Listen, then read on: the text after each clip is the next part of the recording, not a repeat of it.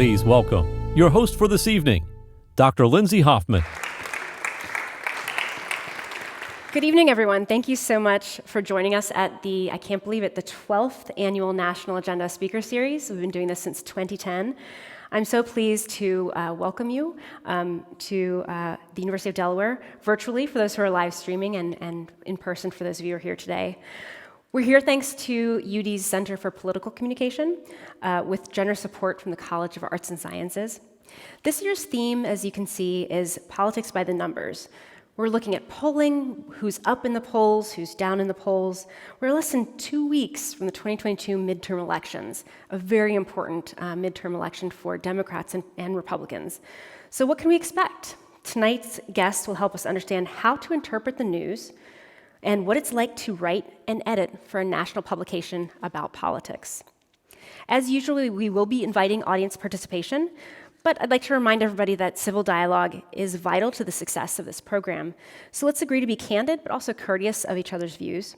I'll open things up for Q&A around 8:30, and our student volunteers, Millie and Kate, will be helping with the microphones down here at the front of the stage. They will bring the microphone to you after you raise your hand and direct you back to your seat. And don't forget, we've had some amazing programs this year. Those are all available to watch on our website at cpc.udel.edu. My last conversation with an Indigenous photojournalist and a graphics editor for the New York Times was fascinating. I highly encourage that. So our speaker tonight is a contributing writer at The Atlantic, has been an editor there as well. This monthly magazine is celebrating its 165th year, birthday this year. The people who started this magazine back in 1857 were fierce opponents of slavery, but they were also, as quoted in the history of The Atlantic magazine, moved to overcome what they saw as the elites of partisanship, believing that the free exchange of ideas across ideological lines was crucial to the great American experiment. Some of those founders included Ralph Waldo Emerson, Henry Wadsworth Longfellow, and Harriet Beecher Stowe. Some names you're probably familiar with. So one of the oldest, longest-running magazines in American history. Our speaker previously served as senior editor on the magazine's politics desk. Nora Kelly Lee is a proud Blue Hen, and she credits her career to field experience at The Review. Anyone here from The Review? Representing The Review? Thank you. Yes, the student newspaper here at UD, which is also celebrating a birthday this year, 140 years old, as a voice for students at the University of Delaware. In her role at the Atlantic's political team, Lee directed coverage of the 2018 and 2020 elections, both impeachments of President Donald Trump, and the January 6th insurrection, among other major stories. She graduated from UD with a BA in Spanish language and literature and minors in journalism and political science in 2012. Working at The Review as a copy editor, then copy chief, then managing news editor, and then finally executive editor, helped secure internships with the News Journal and Philadelphia Magazine. She also worked as a copy editor for Science Magazine and a correspondent for the National Journal before moving to The Atlantic. So please, let's give a big welcome back, a big Blue Hen welcome to UD alum Nora Kelly Lee.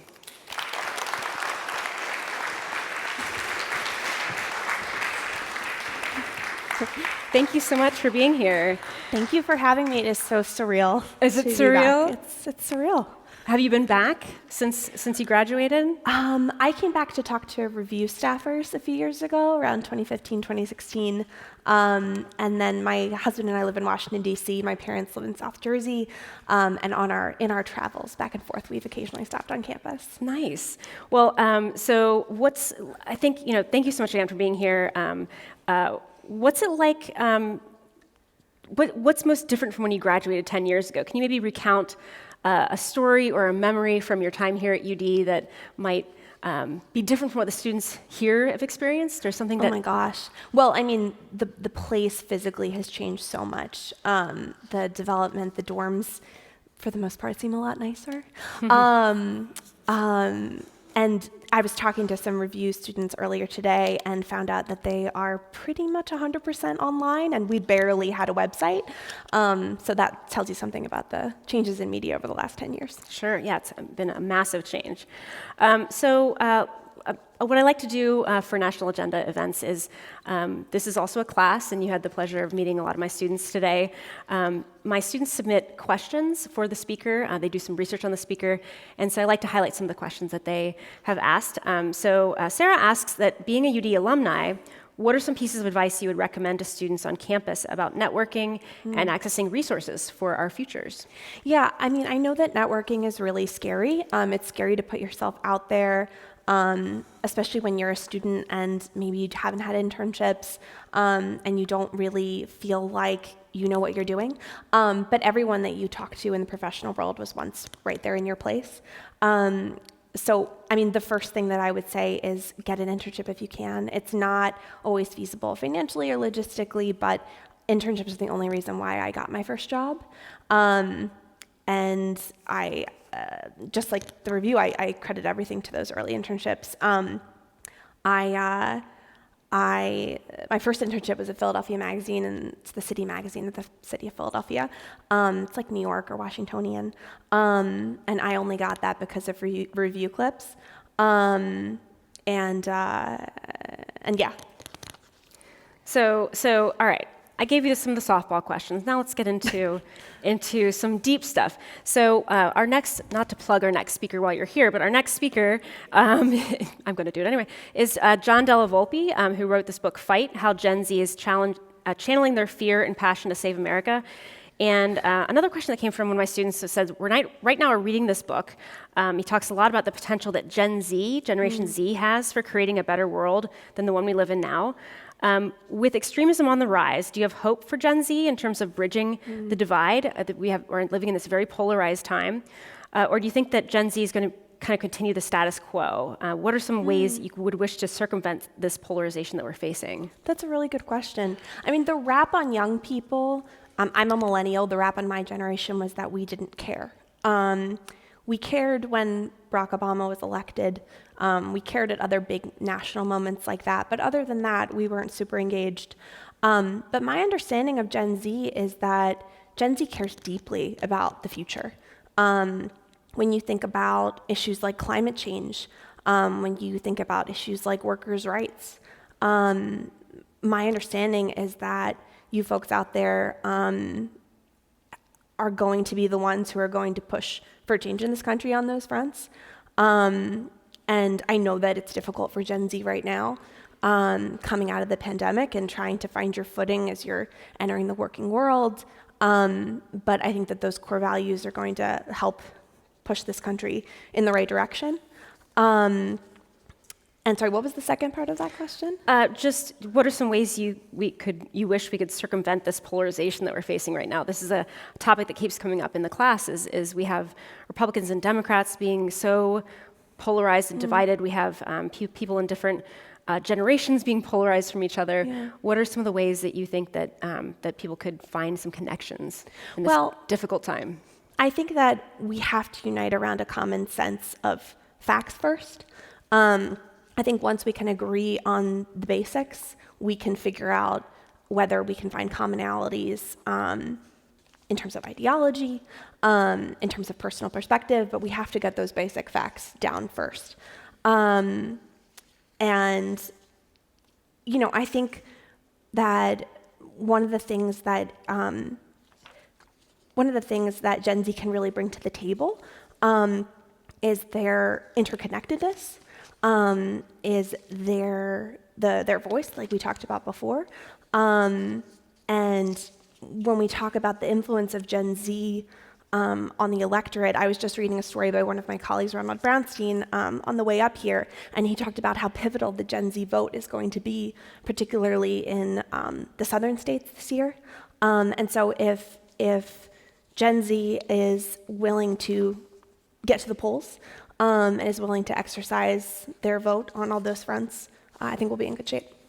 Yeah, that was going to be one of my next questions is we're looking at, and I have a chart I'll show a little bit later, but basically we're seeing that Gen Z, typically 18 to 29-year-olds, which can include some millennials as well, but that they are really not that excited or engaged around these midterm elections. The numbers who say that they are very excited or are paying a lot of attention to these midterms is very low compared to older generations.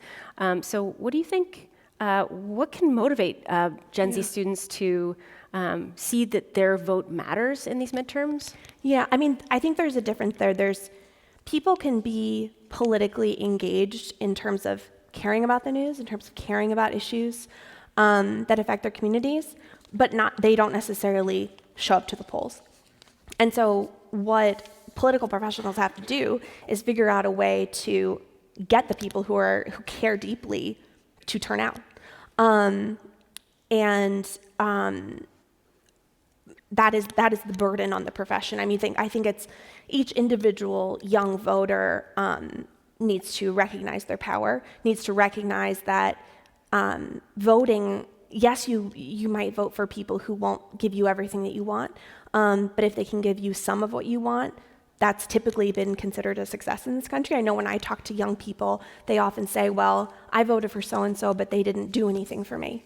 And then when you drill down into actual issues, they may have done a little bit on several different fronts, and that might be good enough. They might not get the world, but if they can make incremental change in the direction that you want to go in, that's what your vote's for. Well, I want to pull up a tweet that I think a friend of yours posted a few days ago. Let's see if this comes up. A picture of the letter from the editors from you as the executive editor. This would have been what year? This would have been 2011, 2012. Okay. So it looks like, I'm sure folks can't really read it, but apparently Hurricane Irene caused some trouble with the early publications of the review that year. And then there's also a picture of the spine of the collected stories from the review that year. So what was it like when you took on that role of executive editor, and how did that impact? Well, actually, I'm going to transition into, tell us a little bit about what it was like to be executive editor during 2011, 2012, but also I think for a lot of students here, we've invited a lot of journalists to come and be interviewed. But what's the difference between a reporter and an editor? And what's the role of an editor? And you can maybe start with examples from your time at the review. Sure. Because I think a lot of folks don't really understand the difference between what it means to be reporting on the ground and then what it means to be back in the office and actually making sense of all that information that's coming in. Yeah, I mean, being the executive editor of the review remains one of the highlights of my career. There's something so special about working in a newsroom with your peers. I was talking to the students about this earlier. Flying without a net. The Review's an independent newspaper. It's housed in the university, but it didn't have any advisors from the university. So we really felt like we were on our own, and it was an amazing experience to know that we were 100% in charge, and that our successes were 100% ours. Obviously, our failures were 100% ours. But that was a really wonderful thing. And Marina Corin, who shared this, is still my best friend in the whole world. She works at The Atlantic. She's the best space reporter in the whole country. Go Google her. And so doing the job with her was incredibly special. But it came with a great deal of heaviness and weight and responsibility. We covered some heavy stuff. We covered crime on campus, and off campus. The anniversary of 9/11, the 10th anniversary, was the next issue after this one. We covered the deaths of different students, and so to cover all of those hypersensitive issues as 22-year-olds was a weighty thing, and we took that responsibility very, very seriously.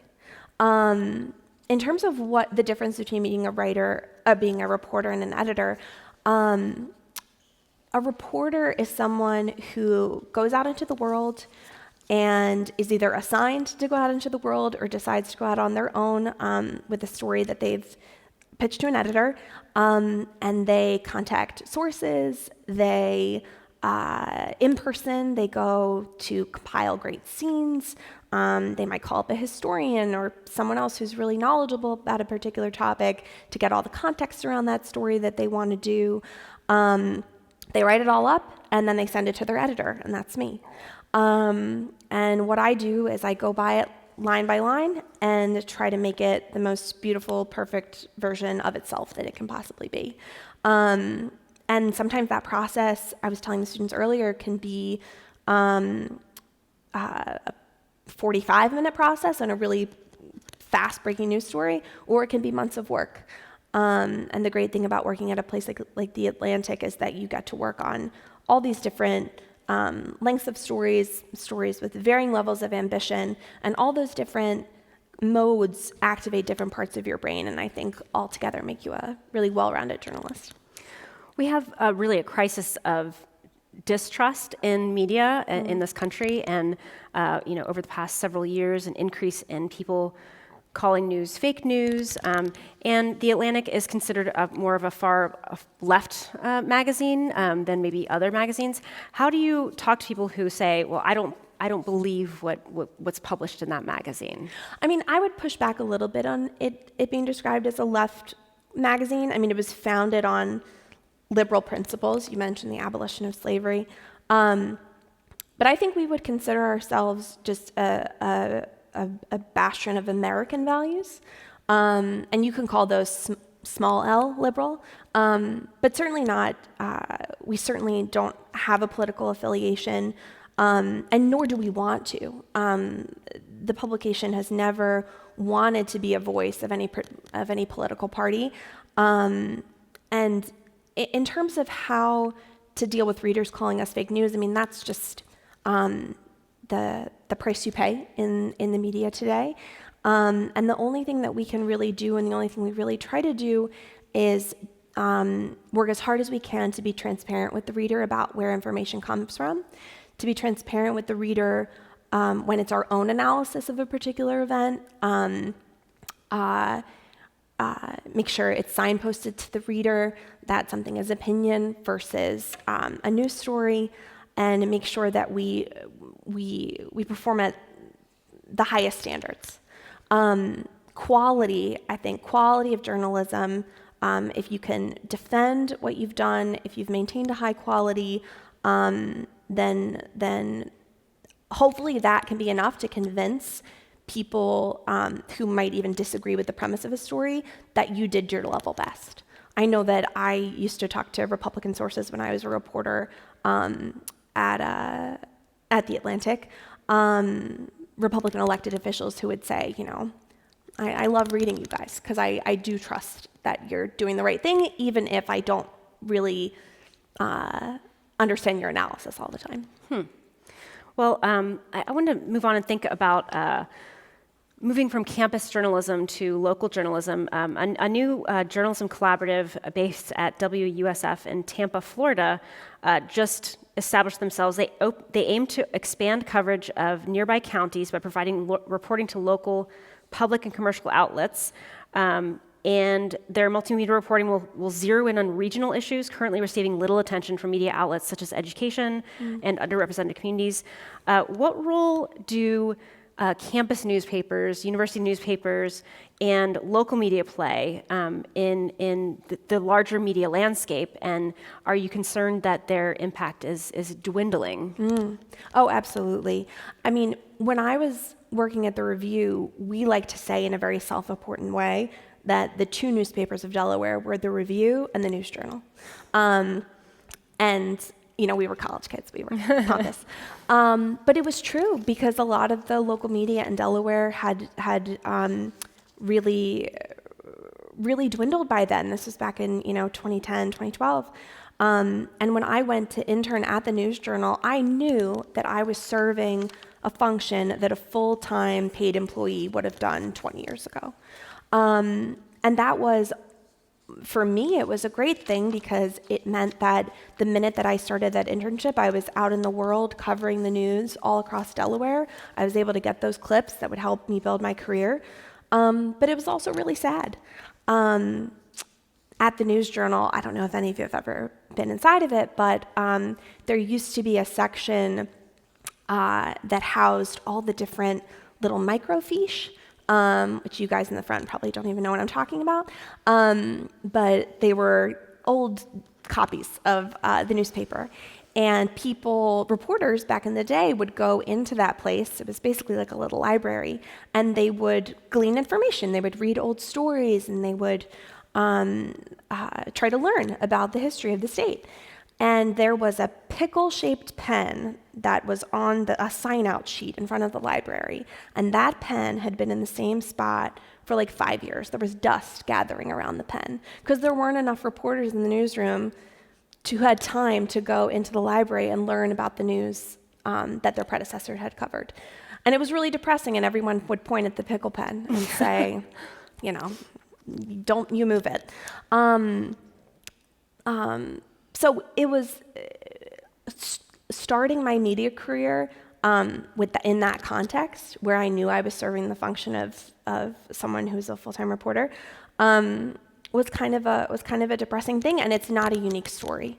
It's not a unique story at all. One of my reporters at The Atlantic wrote a really great piece a couple years back where she profiled her own hometown paper and how it had been absolutely decimated. And I know that there's been a lot of research done about how the rise of polarization has actually corresponded with the demise of local news. Mm-hmm. I think we can see one of the things that she wrote about is how local news really provides a touch point for people in the community.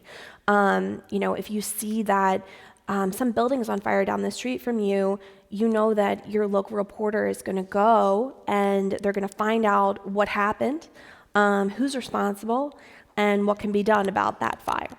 But absent that kind of information, the community is left to conjecture. They go on Facebook to try and figure it out, and they get fed misinformation even about local community fires. And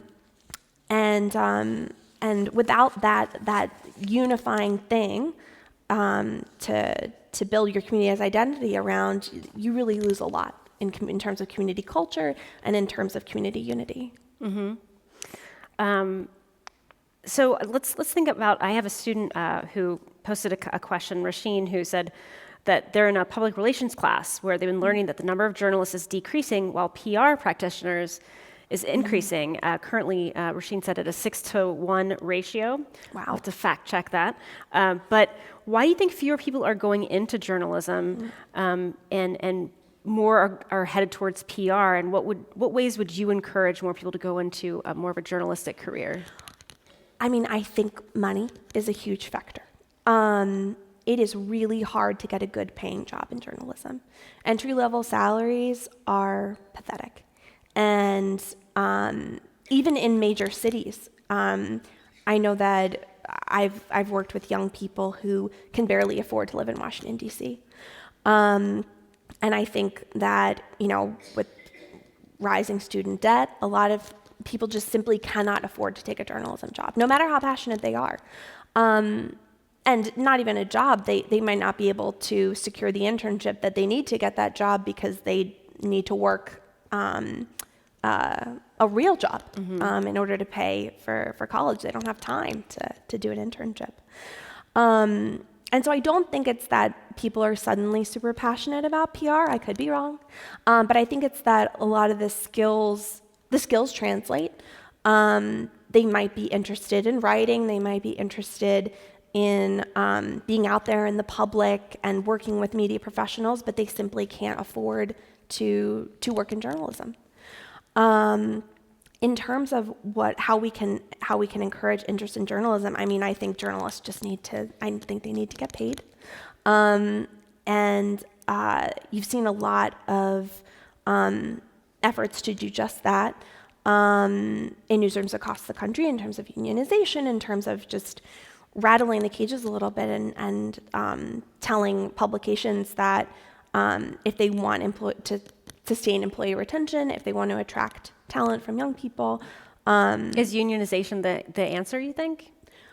I don't know that unionization is the answer everywhere, but I think it's a answer. I think that there are, it really depends on who owns you too. One of the big problems that we see across the country, particularly in local news, is big firms taking newsrooms, trying to extract as much profit as they can out of them at the expense of the journalists there, which certainly doesn't do anything for journalists' livelihoods. Well, we talked a little bit about social media and technology and how the state of journalism is really, really shifting. When you look at the popularity of apps like TikTok and how news is actually spreading on outlets like Reddit and apps like TikTok, what role does a publication like the 165-year-old Atlantic have? Does it still have a role in this kind of hyper-modernized technological era where people are getting their news by the second? Do you think that model is sustainable? I think it is. I think that one of the things that the Atlantic has tried to do in recent years is to be supported entirely by its own subscribers. We know that the appetite is out there. I was talking to the students earlier about how I just simply don't think that any technology can replace the written word. When I was graduating from college, the big talk in media was a pivot to video. Every newsroom in the country was going to hire up a ton of video producers, and those people were going to produce 1 minute, 3 minute, 5 minute, they called them snackable bits of news, and that was going to be the future of media. And within a couple years, all of those people were fired because that's not actually what the audience wanted. I think that the written word, whether it's online, whether it's in print, is going to continue to be how we consume the news. I think anybody who wants quick little bites of news is still going to get it written. They're just going to get it written on Twitter.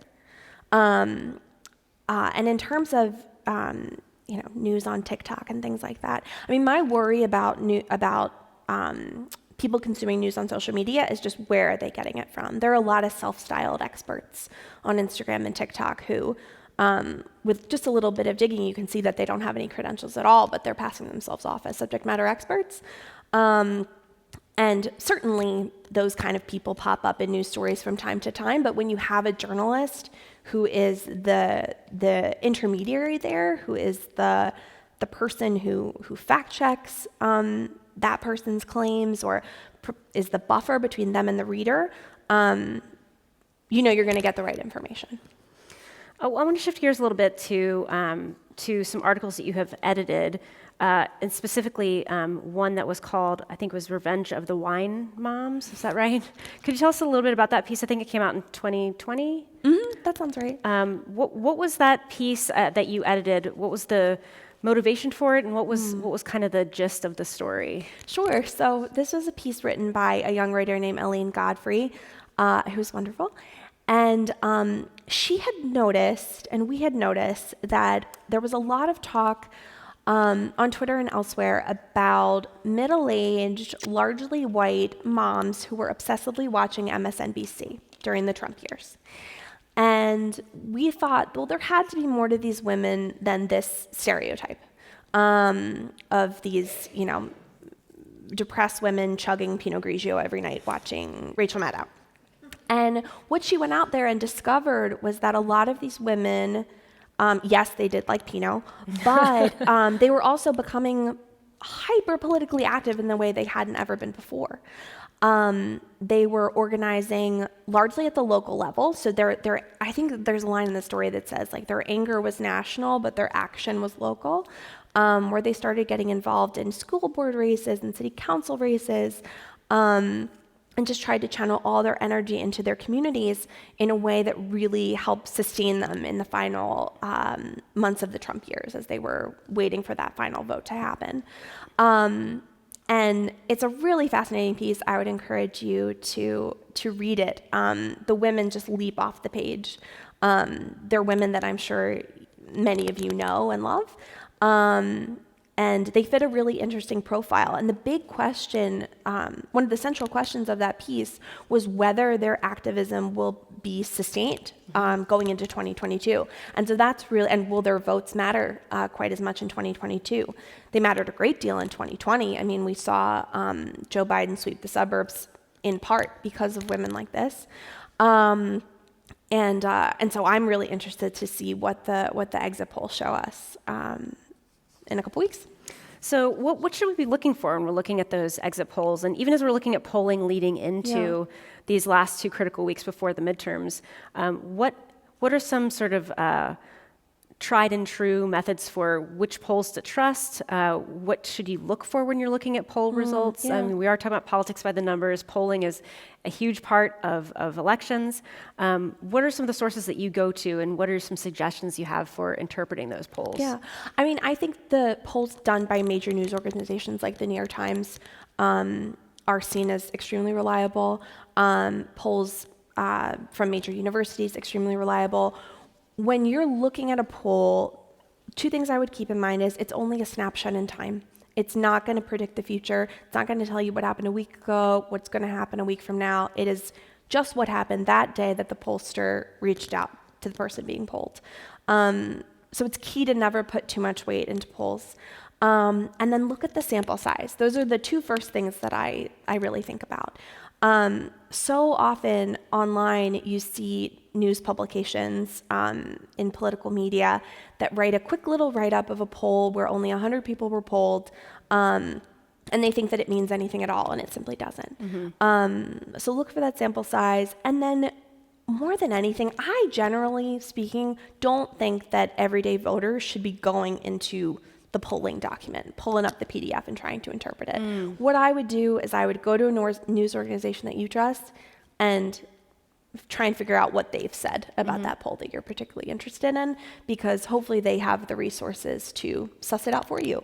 I'm thinking of a publication like the Cook Political Report, for example, which they obsessively track polls all day, every day. That's how they've made their business. Lean on them. Don't try to do it yourself. And I think, to follow up on that, I think that another number to look at is the margin of error. Oh, absolutely, yeah. Can you talk a little bit about that?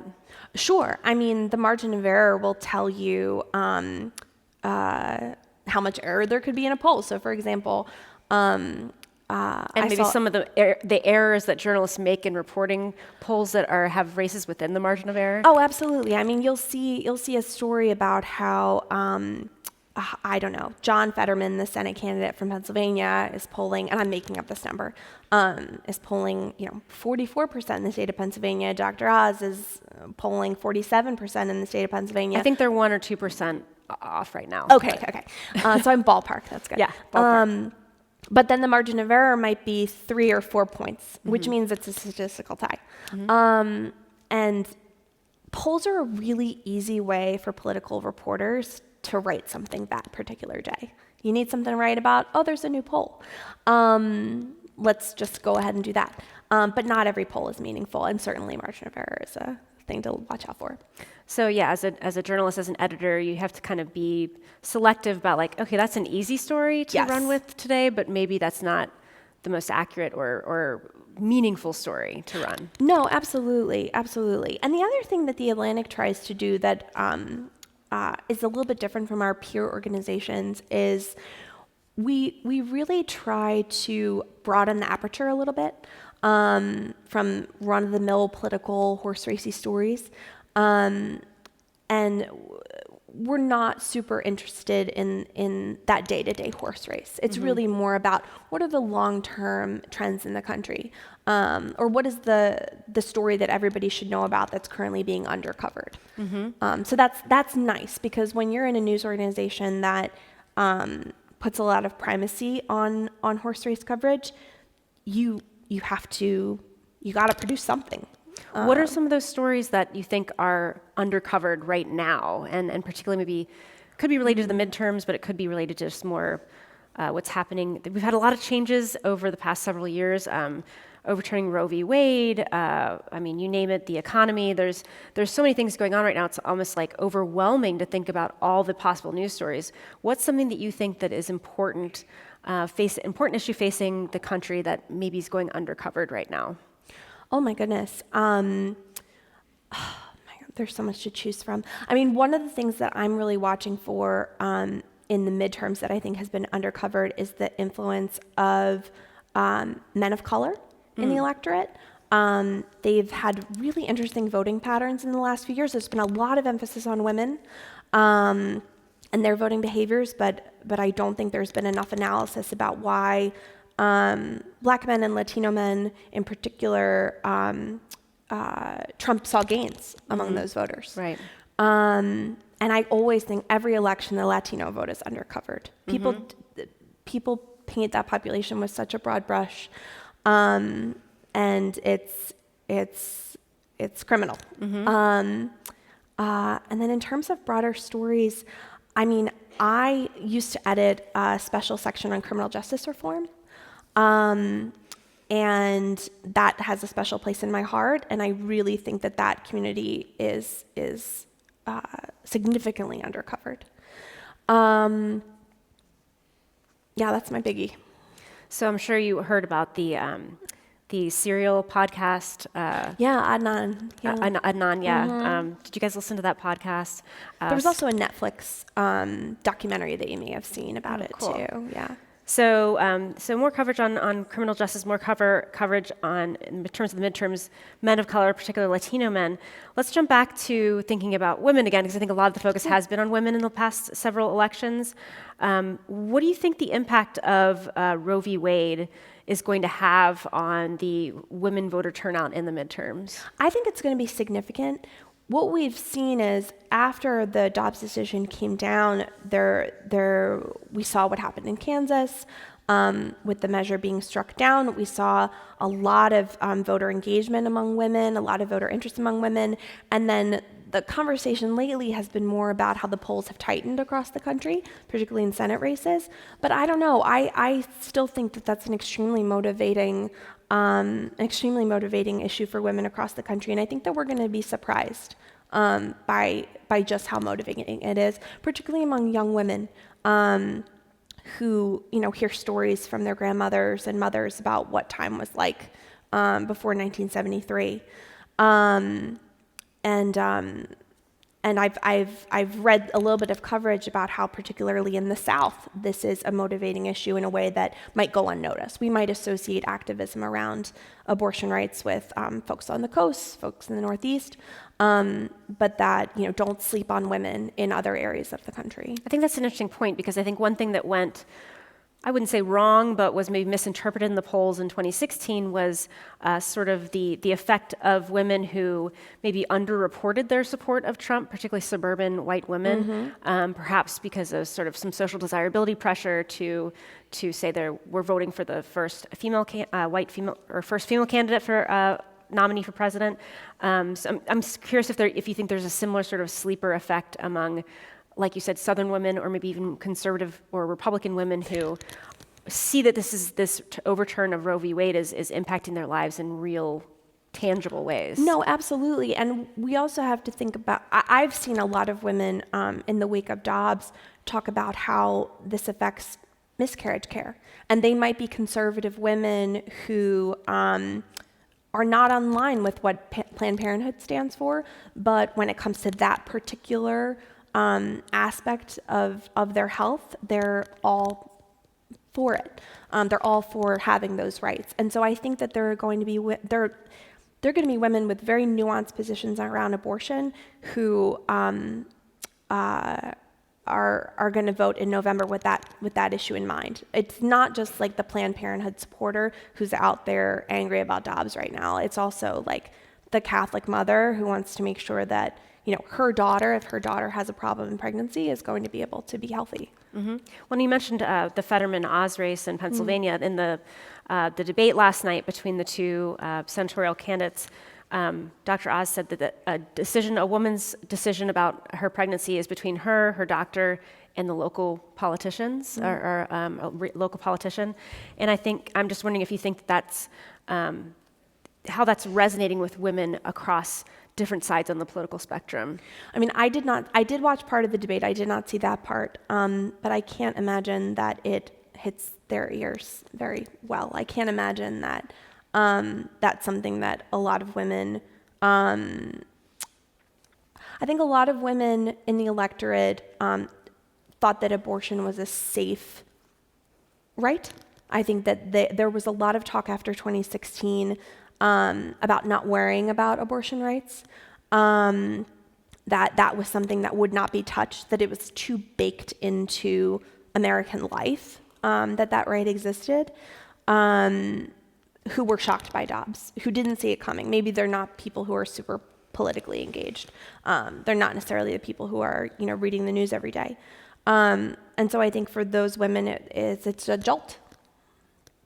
So I'll move on from this topic after I ask you the question about, as a woman who's been now in journalism, mainstream news for a decade, what challenges do women face in this career that maybe some of our young women in the audience who are looking to become journalists, what are some challenges that women face that maybe are unique to them? Well, I think that there is still some real sexism in the industry. I think that women in media are often put into, I think they call them pink jobs, where if you go into a newsroom, you see a lot of women who are the social media people, or maybe they're the communications people, the PR representatives for the newsroom.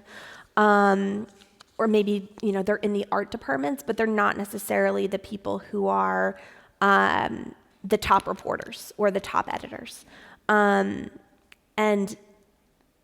I think there's been a lot of really wonderful change in newsrooms, especially after Me Too. There's been a real effort to make sure that across the board in an organization there are women represented at every level, but there's certainly a lot more work to do. And I can't even imagine what it's like in a local newsroom, because in national newsrooms there's still certainly a lot more work to do, and in a place with fewer resources that needs to probably attract more women to come work for them, I'm sure it's bleak. Well, so moving on, one of the other stories that you have edited over your time at The Atlantic was one about children at the border, and you talked a little bit about that with my students today. And I was wondering if you could talk about the process of, first of all, working with that journalist who was a videographer, I think. He was. And sort of seeing that story from the beginning to the end, and sort of what made it one of those stories that you wanted to share with my students. Why was it so, why is it on of the thousands of articles you have edited over your time in being an editor, what made that one stand out as something that you said that you were particularly proud of? So I explained to the students that the person who wrote this article, a young man named Jeremy Raff, he was a videographer for The Atlantic. He was a documentarian for The Atlantic. I knew that he was a good writer because he'd done a little bit of writing, but it was not his full-time job. But when family separations were happening at the border, we knew that that Jeremy was from a border town, actually, and so he would have the cultural competency to go down there, understand who to speak to, and just feel a real level of comfort that maybe another reporter wouldn't. And on top of everything else, he had a deep interest in what was going on at the border. And so we sent him to the border, and what he did was spend a lot of time with a young female doctor who'd been sent into the detention facilities to take care of and examine the children there who'd been separated from their parents. And so she described to him horrific conditions. I think it was that every child she saw was sick in some fashion. I think 3/4 of them had respiratory illnesses. There was a baby who had been fed from the same formula bottle for a week or so, dirty formula bottle, uncleaned.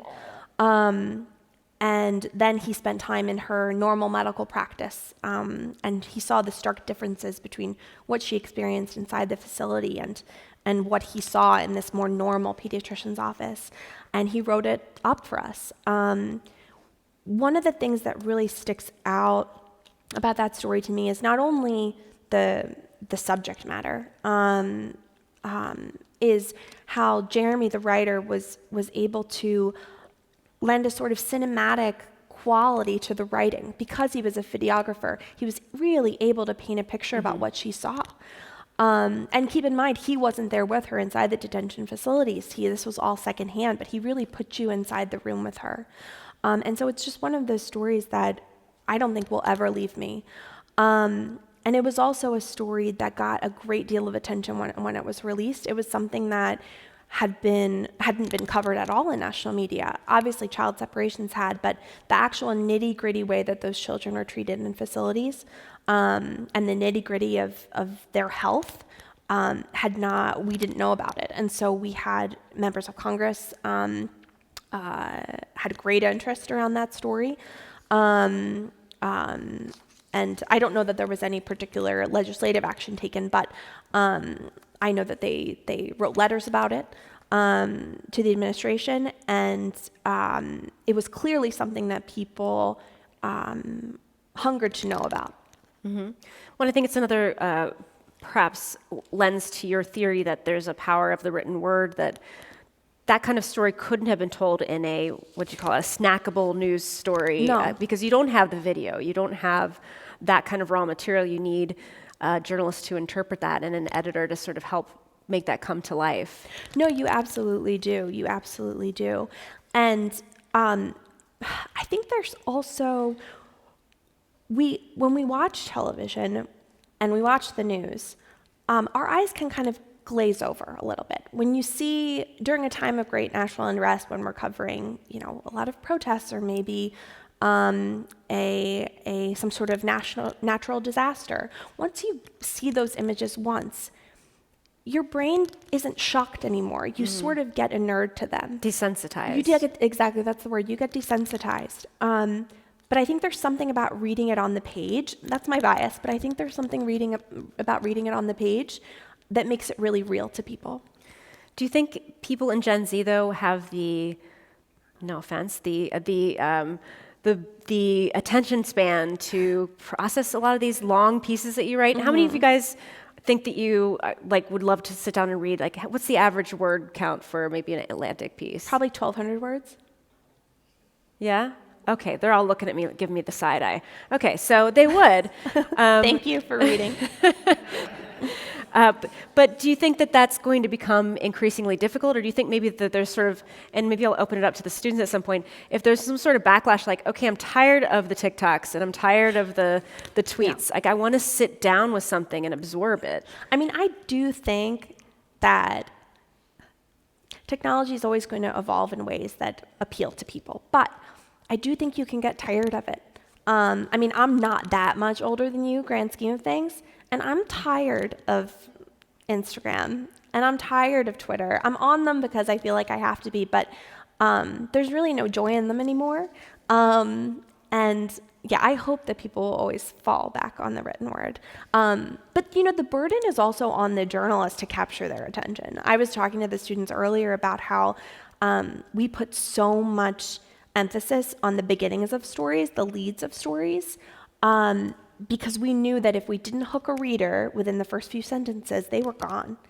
And so it's part of the job of the journalist to make sure that they're doing their level best to compel the reader to keep going. Mm-hmm.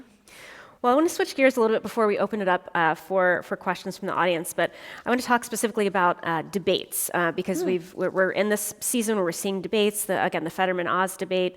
There was another debate in New York, I think, last night. But one story I thought that was very interesting about your time here, to kind of circle back to your time at Delaware, was actually related to the very first national agenda debate that took place, that was sponsored by the Center for Political Communication here at UD.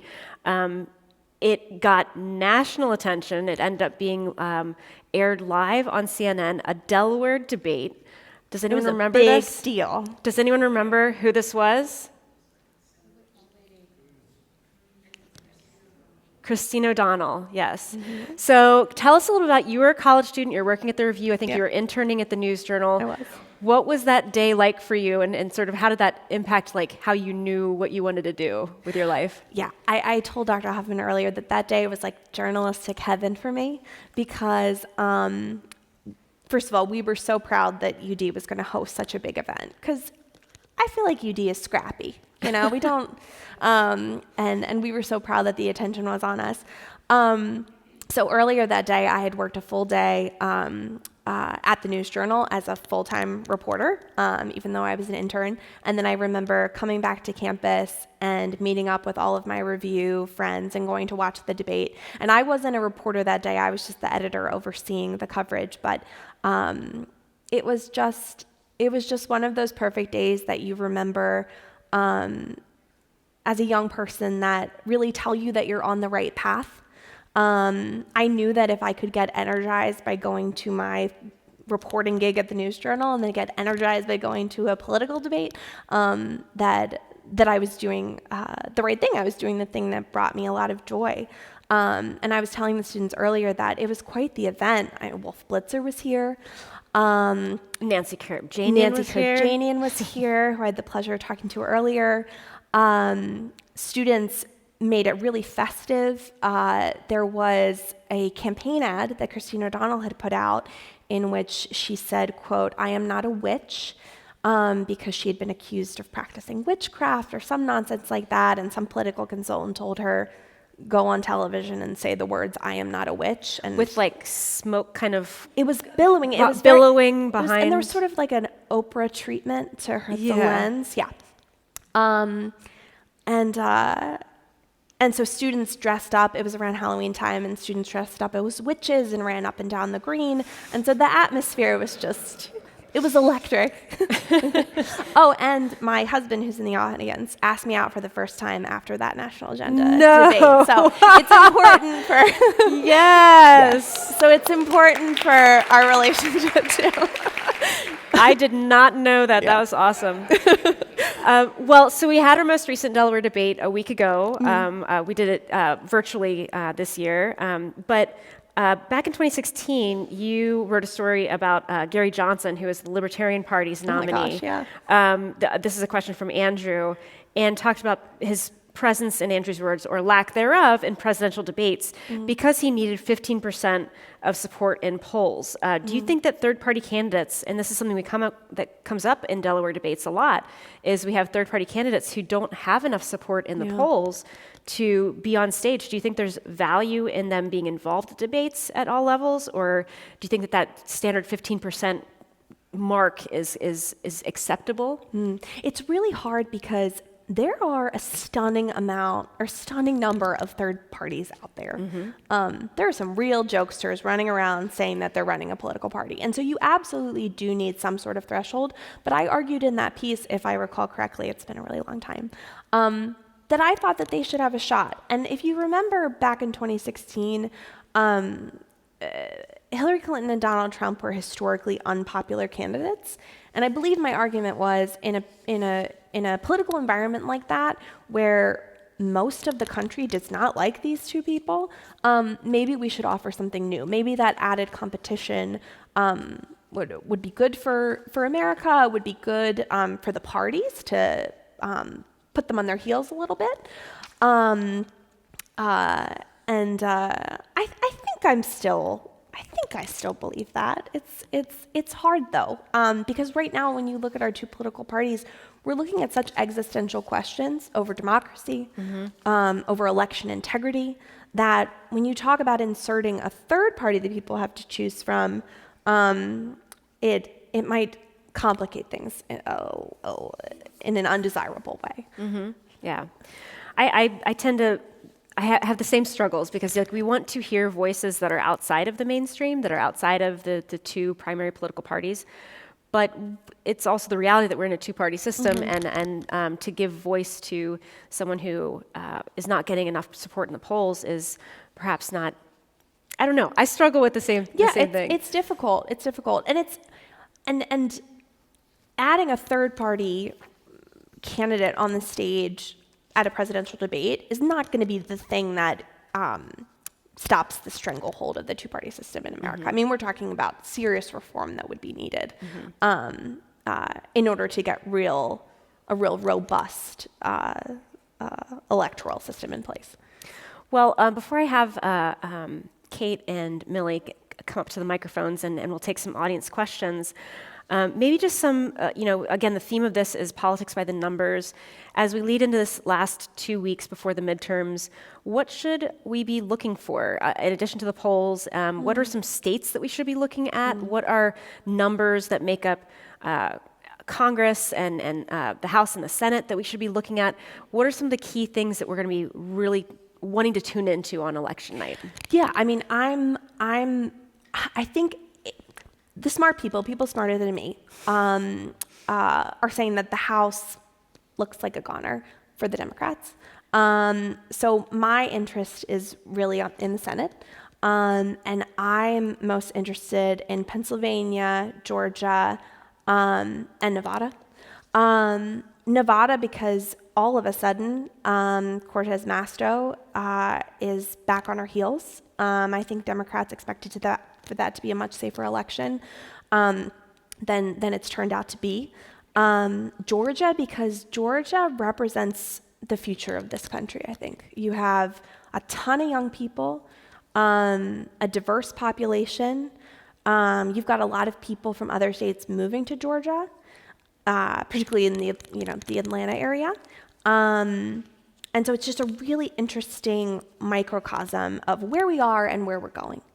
And then Pennsylvania, because I'm from South Jersey, but also because it's a fascinating race. I mean, John Fetterman cuts such an unusual figure, both literally and politically. He's this guy with this working class persona who went to Harvard, who's extremely politically progressive, against Mehmet Oz, who we all watched on Oprah years ago, and has no political experience to speak of, but it looks like now is giving Fetterman a run for his money. Okay, well, I think we'll shift gears here and we'll begin our Q&A with the audience. So let's thank you for our volunteers who are helping out. Let's go ahead and take a question from the audience. And we pull up the lights a little bit. Perfect, so I can see folks. So just raise your hand and I'll direct one of our mic marshals to you. Yeah, right here. My question, do you see your writing as a tool for educating and or impacting others? And if yes, like how? Oh, absolutely. I mean, and do you mean by that, educating readers or educating like young people in readers? Oh yeah, absolutely. I mean, one of the great privileges of working in a newsroom is that you get to pick your spots. You get to, with the help of your colleagues, with the advice of your colleagues, figure out what are the things that people need to know about that they might not know about. What are the things that are important that, for whatever reason, are going undercovered. And when you find a story that hasn't been told, and then that story gets a ton of attention from readers, it's extremely gratifying because you know that there was that untapped potential in that subject matter, and untapped potential in that readership, and it's an extremely rewarding thing.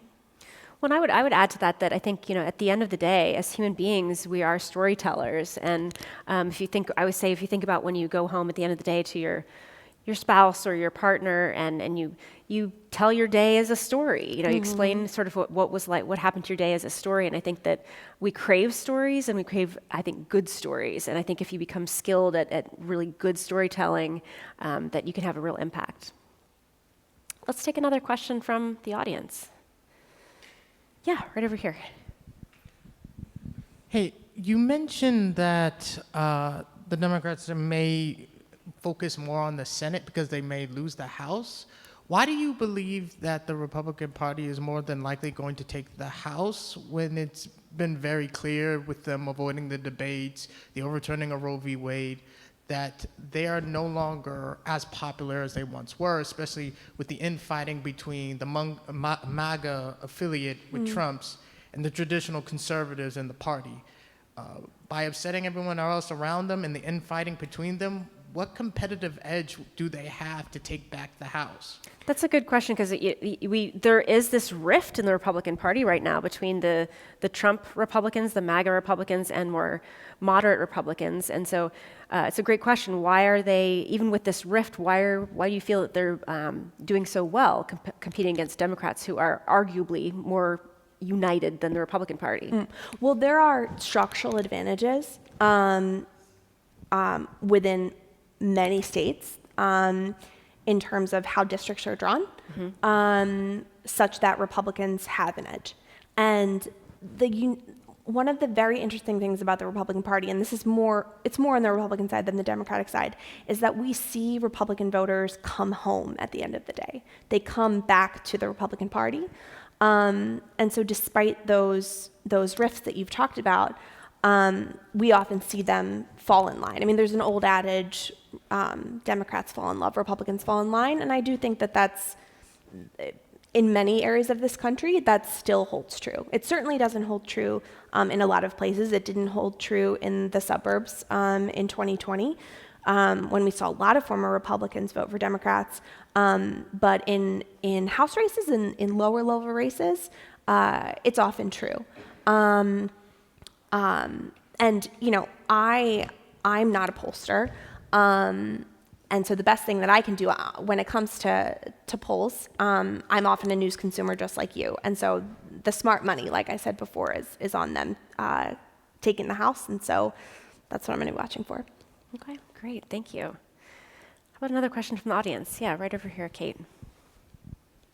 Going back on the polls, the perception of pollsters getting it wrong in like 2016 and 2020, not just nationally, but if you take like a battleground state like Ohio, where they saw it might have been a jump ball race, but really Trump won by like 8%. Yeah. What lessons do you think journalists have taken away on how to evaluate the polls and lessons they learned? Well, earlier I talked about how some news organizations, there's pressure to cover polls. But I do think that pressure has lessened over time. I think that people understand now in newsrooms in a way that they didn't before, that pollsters can really screw up.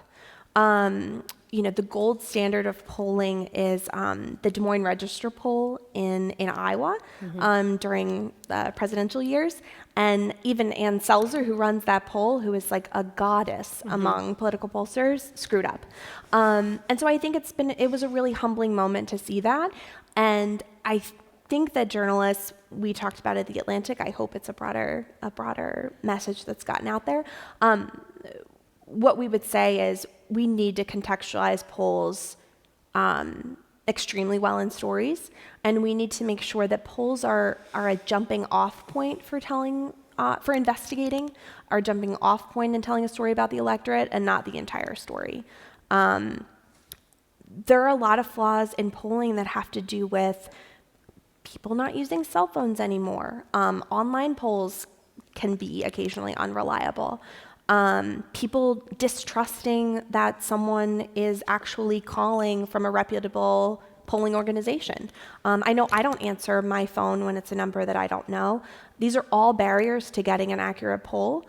And, more sophisticated polling experts than me are hopefully going to figure out a path forward. But until we have that clear path, we just have to do the best we can to properly understand them and put them in context. And I think, it's also, again, like you said, about looking at the sample, looking at the methods that the survey organization went through to obtain people. And I think another number that I might suggest people look at is the response rate for polls, and on average, how many times people were called in order to get that. Usually a standard number for it to be representative of of Americans is about a little over 1,000. That's why typically you'll see a sample size of around 1,000. But how many calls did they have to make to get to that 1,000? And how many of those were through, as you mentioned, cell phones versus landlines versus online? I think that's what the best pollsters are using mixed methods now to find lots of different ways to get to folks. But it's absolutely something that all pollsters are struggling with.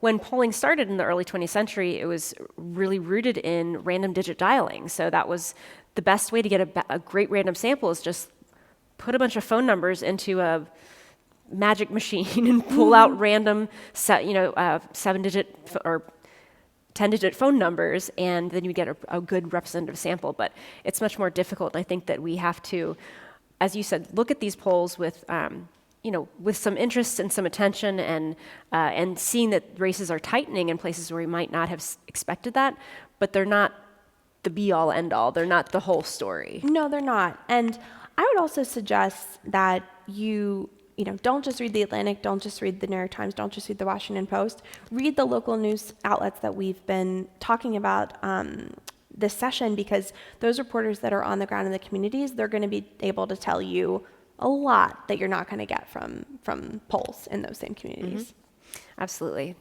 Let's open it up to another question from the audience. Yes. Sure. Yeah, Go ahead. Hi. You've mentioned a lot about the importance of the written word, which I completely agree with as well. But I feel what was kind of mentioned before with myself and even some of my peers, I think it's hard to kind of take the time out sometimes, or even have the attention, I guess. And a lot of people that may not always be involved in politics or want to be as engaged, find it harder to sit down and read something like that. So is there credence to things like podcasts or newsletters that some news organizations will use to kind of break down in a very quick way some issues, as opposed to reading something that's a little bit longer? And is that something The Atlantic is looking at doing, or that's something that you might be interested in personally too? Yeah, I think newsletters are a great resource. It's a great way to learn all you need to know very quickly. And not all you need to know, but know the top line major stories. The Atlantic does have a daily newsletter that goes out that highlights some of our best journalism on a particular day. And I know I'm a Washington person, so Politico and other publications like that do a banner job of telling you, giving you that little, I hate to use the word snackable that I used before, but that little snackable bit of information. And I love podcasts. I am a huge fan of podcasts. I don't think that there's anything wrong with, maybe it's too strenuous to pull up a story on your phone and read 1,500 words, but if you can listen to a podcast on the elliptical, there's nothing wrong with taking pleasure in your news consumption. I know at work, some of our favorite things to share with each other were fun bits of journalism that had been produced. Not every work of journalism that you consume has to be super serious. You can get what you need to know out of things that are formatted or written in a fun way. So for example, because that's all kind of abstract, one of my favorite writers is Katie Weaver at the New York Times. Do any of you know who she is? She started her career, I think, at Gawker, which no longer exists. But she is just an effervescent writer. And she used to write a lot of celebrity profiles. Now she dips in and out of news and culture. And everything she writes is just joyous. And so I would try to find, if the news becomes overwhelming, newsletters are a great resource, and then try to find those kind of writers who can buoy your spirits while informing you about something. That's great advice. Let's take one more question, I think. Yeah, great. I think it was a day or two ago, there were a couple of characters in Mesa, Arizona that were sitting with their guns and were trying really hard to intimidate people exactly right by a mail-in box. Mm-hmm. Now, am I getting too hyper about this? Is this a couple of guys, or do you expect to see a lot more of this? What I really say is that the voting process itself may not go well in a lot of places because of people like this. Yeah, I'm worried about voter intimidation at boxes like that. I'm worried about voter intimidation at the polls. It's really hard to tell whether that is a one-off that was blown out of proportion, or if this is something that we're going to see across the country in the days to come, but there's certainly a long history of voter intimidation in this country. And so, I'm just like you. I'm looking to my favorite news reporters to tell me what they're seeing on the ground. But it's certainly something that we need to be worried about. Election integrity, in many ways, is on the ballot this year, and I'm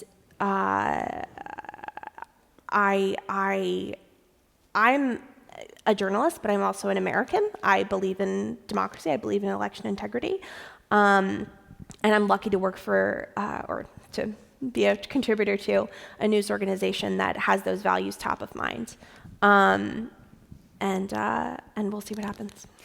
Do you think there's anything that if citizens are concerned about voter intimidation or what's happening even on election day with poll watchers who are monitoring sites, is there anything that you know of that voters can do to sort of counter that, to sort of help voters, to help voters get to the polls? Oh, that's a really good question. I mean, I know that in some communities there's a strong tradition of helping people get access to the ballot, of making, I know particularly in the Black community, there's a strong tradition of, souls to the polls, going to vote on Sundays, of making voting a really joyous thing.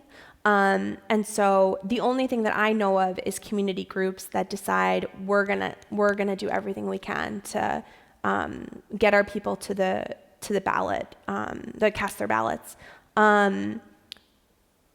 But, at the same time, there have been measures passed in states across the country that have limited the ability of those community groups to do that kind of work. We've seen laws in Georgia and elsewhere where you can't even pass out a bottle of water to somebody waiting in line at the polls. So I think that we are going to, I think it's the onus is on the community right now to get their people out. So yeah, maybe look to local community organizations that maybe offer transportation to folks to the polling places, and just offer some help to them. So I think that's a really important question. I'm going to switch gears a little bit before I thank you for being here and for coming back to the University of Delaware. I have a few announcements about upcoming events. So I want to start with our Voices of UD audio essay competition. It's this year we invite you to consider if you are more than a number. So America is experiencing a historic era of polarization. This spans social, political, racial, economic issues, and numerous citizens are taking to the streets to protest everything from police brutality to election fraud allegations to immigration and gun violence, and even that Roe v. Wade overturn that happened earlier this year. So we want to provide students and members of the community. This is not just for UD students alone. This is for members of the Newark and Delaware community, regional community, to reflect on a personal experience in which you felt you were treated like a number, perhaps. How did the experience affect your life or the lives of others in your community? What actions have you taken? What do you think is the eventual impact on society? So these submissions are due by December 9th. There are cash prizes or awards up to $500 for students who submit. But we've been doing this since 2017, I think was the first year we did the Voices audio essay competition, and now we're also welcoming videos. It's a great way to hear from people on the ground in our community about the kinds of things that students are concerned about, the kinds of things that citizens of Newark and the greater regional area are concerned about. So I really encourage you to submit to that. I also wanted to point out a program that I've mentioned a couple times previously in this speaker series. Is I have some students, some of them who were just out on the on campus earlier today, holding signs that say the free intelligent conversation. And this is an initiative, a nonprofit initiative, that's encouraging people to just engage across differences with people who you might not know. It doesn't have to be about politics, and it doesn't have to be about the midterm elections. It could just be about, I think one of the favorite questions is, what's one of your favorite childhood memories? Or what's the secret sauce that makes you you? So these are questions that our students are kind of walking around campus and engaging in conversation with others and having sometimes really meaningful conversations. At our dinner tonight, we had this as one of our activities and heard some really kind of powerful stories about hopeful experiences that students are having. And these are conversations that I think maybe we are forgetting about in this kind of era of mass polarization and kind of we've entered, a dangerous period of dehumanizing people who disagree with us. And so this has just been a really fun activity for my students. And I encourage you, if you want to check out freeic.org, you can find some questions there, have some of these conversations with your own communities and friends. So, what's the answer? Okay, so I forgot that was going to play right away. I even was told backstage that's going to play right away. So hopefully I can go back and not mess this up. But I wanted to mention something that's really important that we're doing starting next week. We're doing debates, college debates with organizations Braver Angels, Bridge USA, and several other organizations. And through looking at a poll of students, we examined what topics students were really energized about having a conversation about across differences. And Greek life came up as one of the things that students are really thinking a lot about in terms of whether, Greek life should be eliminated or whether Greek life should be handled in a different way. On this campus, we've heard things from sexual assault to drinking too much alcohol, lots of things that are happening in those communities. But I wanted to point out that just last Sunday, CBS Sunday Morning aired a story featuring Braver Angels, and I thought I'd just play this 3-minute story or so, which is basically, okay, we're polarized in this country, we're very much divided, what can we do about it? And I feel like organizations like Braver Angels are really helping to kind of provide some sort of salve to that. So let's hope this works if I go backwards. So, what's the answer? How about putting old and young, rich and poor, conservatives and liberals in the same room and just have them talk it out? Which is to say, try something, anything. Here's Martha Tushner. Angry Trump supporters demanded entry to a ballot processing center in Detroit today. Michigan is a battleground state, in every sense of the word. Here, purple doesn't mean moderate. It means the 50-50 red-blue split is a chasm. I'm out of concern for our country and our democracy. That concern is why these people gathered on a recent Saturday in Traverse City, Michigan. Half of them red, the other half blue, brought together by Braver Angels, a not-for-profit attempting to narrow the divide. And I'm here just to help people understand the point of view of those in the red column. I'm concerned that the polarization has become paralysis. Started in 2016, Braver Angels now hold sessions nationwide. I'm going to start out with some expectations to abandon. It was shaped by Bill Doherty, who teaches relationships at the University of Minnesota. He's also a marriage counselor. Is it a proper analogy, reds and blues in America and couples on the brink of divorce? There is an analogy to couples on the brink. A big difference is that divorce is not possible in America. In Traverse City, participants arrived uneasy at first, defensive. It was difficult to get in the car and drive there, but I knew I had to do it. To get over her fear of the other side. After what happened in January 2021, when Kelly McIntosh addressed a virtual county commission meeting, asking commissioners to denounce the Proud Boys after the violence of January 6th. This was the response. Then came the threatening phone calls. Anybody who knows me knows that I need to be here. Task number 1 at a red-blue workshop. We're all Marxists or communists, anti-Second Amendment, baby killers. It sounds counterintuitive. List what they call you. The stereotypes. Reds and blues in separate rooms. deplorables, misogynists, and the conspiracy theorists. Facilitators then ask each side if there's a kernel of truth in those stereotypes. Passion for pro-life cause sometimes seems to not hear women. And so it goes for 3 hours, peeling back the onion of opinion, looking for common ground, no trying to change anybody's mind. Part of it was kind of gut-wrenching to sit in those stereotypes and then to hear what the other side, how they felt like we saw them. Divided they were, but these people showed up because they wanted to know each other, not by label, but by name. Brent Swenson and Kelly McIntosh. She's a neat lady. I like her. Did you think you would click with someone of the blue persuasion so readily? I would say that I went into it hopeful with that, but I didn't expect to find a friend. I was shocked at the comfort, the camaraderie, because some of the things that we talked about were not real comfortable political things to talk about. Here's the but.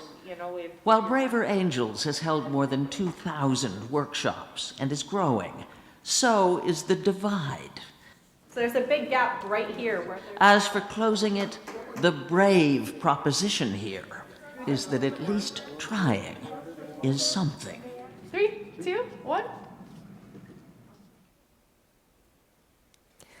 So I find that hopeful. I find that to be a message that I think that we see in that particular video a lot of older community members who are participating in these workshops, and they mentioned that it was 3 hours. I'm not going to give you a 3-hour debate, students.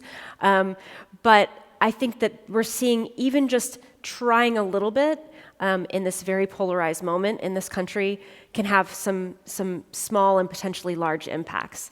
So I encourage you guys to visit. There's a QR code there, but you can also visit the website. I can't see it from here. http://BraverAngelsUDelaware Debate 11/2/22.eventbrite.com, or my email's up there if you want to figure out how to attend. For our students, there will be free food, free beverages, and I think overall, hopefully, just a fun discussion about things that matter to us. So I wanted to reiterate that Braver Angels debates are not competitive events. They're a collective exercise in thoughtfulness, respect, and searching for truth. So participants often leave with a refined understanding of their own position, more aware of the valid points in opposing views, and an increased capacity for engaging maturely with those who express differences. We all have to learn how to do this again. We all must have to go back to kindergarten, relearn those exercises of how to have a conversation with someone you disagree with.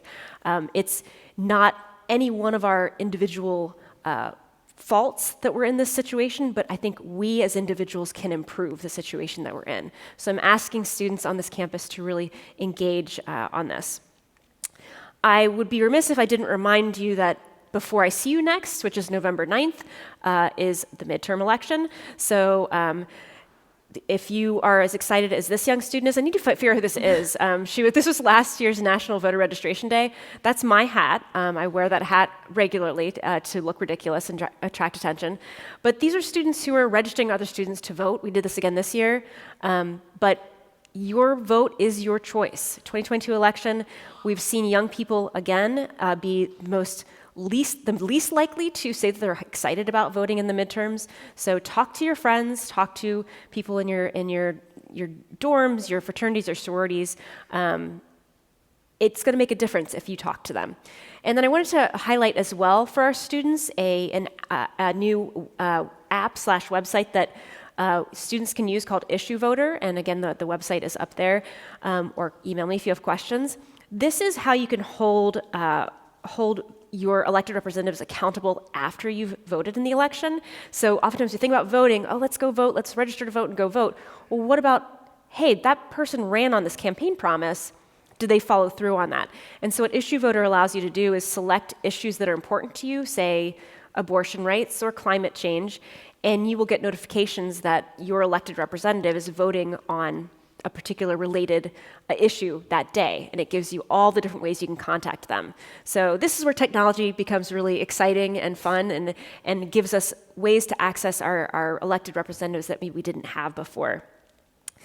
I also wanted to point out that UD, and you might recall this, your time at UD, particularly in 2012 election. Of course, you had graduated, I guess, by then, but a relatively politically apathetic campus, not really voting at great rates. So I don't think we have 2012 in this particular data set, but this is, let's just travel back to a couple of years ago. Does anyone want to travel back to 2020? No? Okay, well, let's just do it for a minute. Let's travel back to 2020. UD students have demonstrated that they can and will show up to vote. The voting rate of UD students in 2020, get this, was 75.2%.